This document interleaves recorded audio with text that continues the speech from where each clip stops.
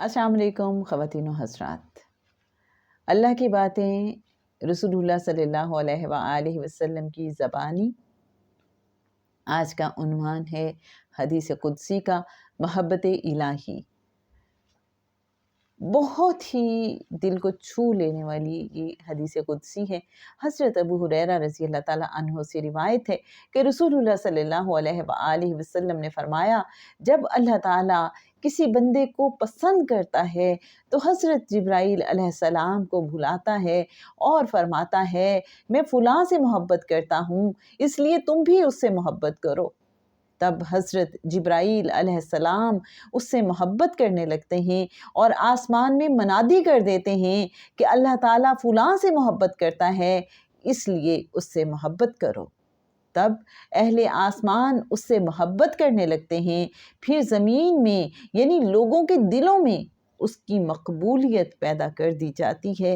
اور جب اللہ تعالیٰ کسی سے نفرت کرتا ہے تو حضرت جبرائیل علیہ السلام کو بلاتا ہے اور فرماتا ہے کہ میں فلاں سے نفرت کرتا ہوں، اس لیے تم بھی اس سے نفرت کرو۔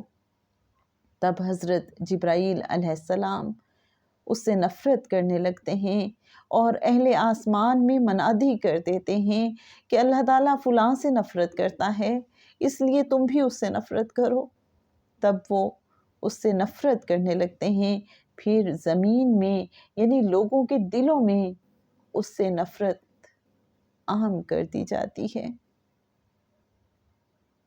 سامعین محترم، یہ صحیح مسلم کی حدیث ہے، حدیث کا نمبر ہے 2627، اور آپ کو بتاتے چلیں کہ امام بخاری، امام مالک اور جناب ترمذی نے بھی اسی مفہوم کی روایتیں نقل کی ہیں۔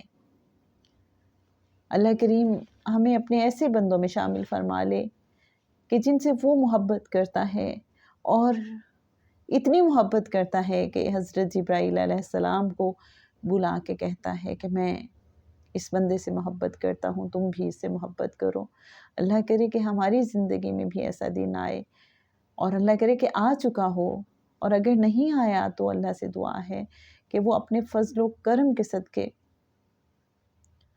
کبھی ہمارے لیے بھی حضرت جبرائیل علیہ السلام کو بلائے اور کہے کہ اے جبرائیل، یہ جو بندی ہے، یہ جو بندہ ہے، دیکھو میں اس سے محبت کرتا ہوں، تم بھی اس سے محبت کرو۔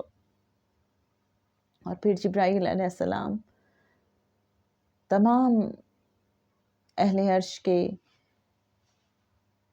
فرشتوں سے کہیں کہ دیکھو یہ وہ بندہ ہے، یہ وہ بندی ہے جس سے اللہ محبت کرتا ہے، جس سے میں محبت کرتا ہوں، تم بھی اسے محبت کرو۔